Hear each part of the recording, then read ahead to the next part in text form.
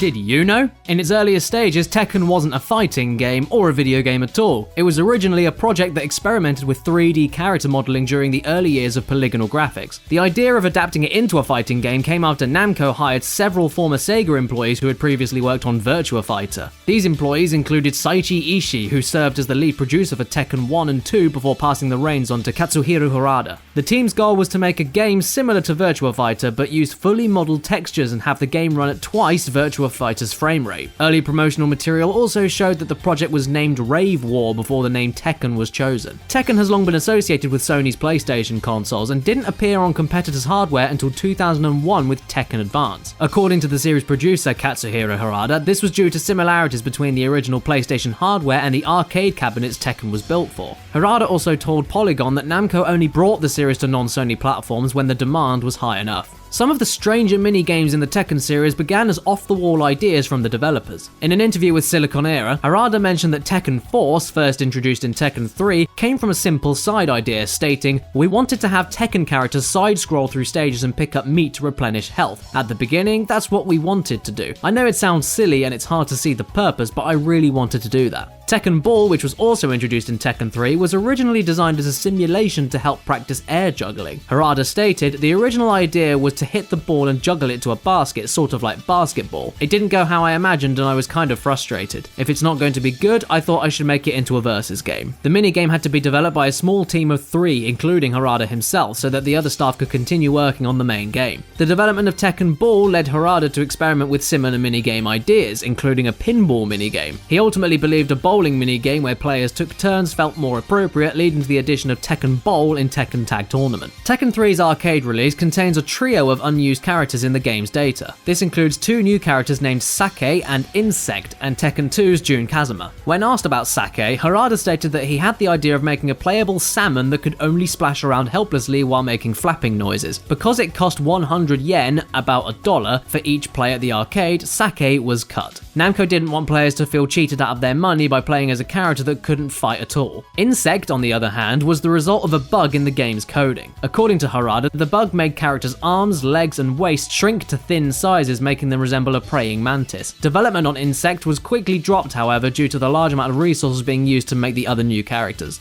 One of Tekken 3's endings was censored for the European and American versions of the game. In the original Japanese version of Tekken 3, Nina Williams' ending shows she and her sister Anna sunbathing. Several men show up to impress her, and Anna receives most of the attention. Out of jealousy, Nina unhooks Anna's bikini top in front of the men, walking away with a smirk. In the European and American versions, however, Nina's ending was changed to her ignoring the men completely, with Anna walking away with a smile instead. Minor controversy affected the release of Tekken 6 as well. In the South Korean version of Tekken 6, Bloodline Rebellion, Alyssa's design had notable alterations, changing her retractable chainsaws into lightsaber-esque beam swords. This version also removed all instances of Alyssa detaching her head, most likely to comply with the country's strict laws on violent content. Debates arose over Leo Kleason and whether or not the character was male or female. Before the release of Tekken 6, both Bandai Namco and Katsuhiro Harada stated that Leo was designed to be gender neutral, as they felt that the roster needed a character players will love regardless of gender. And within the final version of Tekken 6, Leo is referred to with gender neutral terms. Leo's gender was kept secret until a 2011 promotional event held in Cologne, Germany, for the movie Tekken Blood Vengeance. During the event, Harada took to the stage and revealed that Leo was female, a fact soon confirmed within subsequent games such as Tekken Tag Tournament 2.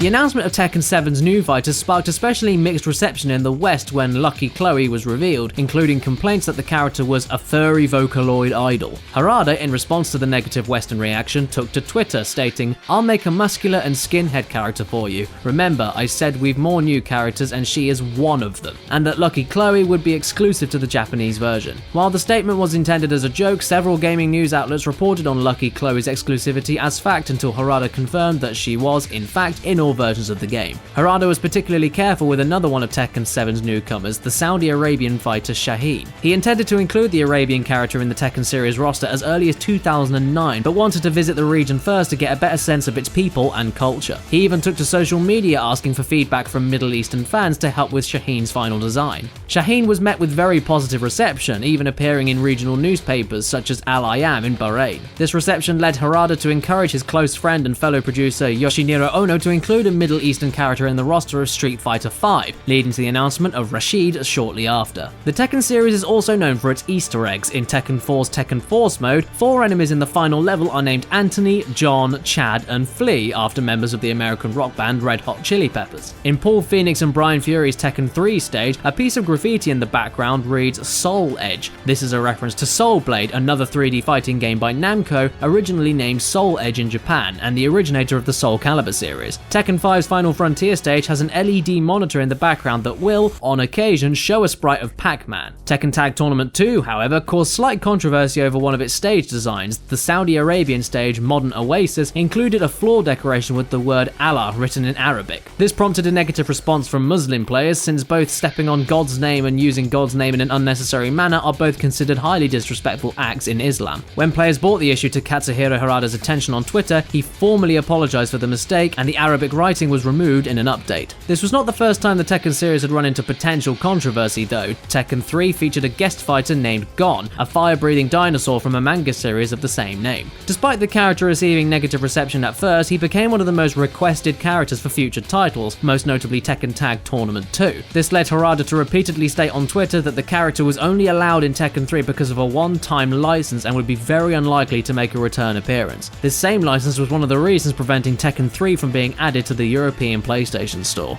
And if you'd like more PlayStation related facts, check out the Did You Know Gaming video on Crash Bandicoot. If you like this video, please give it a like and don't forget to subscribe for more facts and trivia. And if you want to hear more of my annoying voice, well, I'm going to direct you guys to my Tekken videos I did a few years ago. Yeah, it's not new and I'd rather share something new, but it's completely relevant. And yeah, go and check them out if you want to.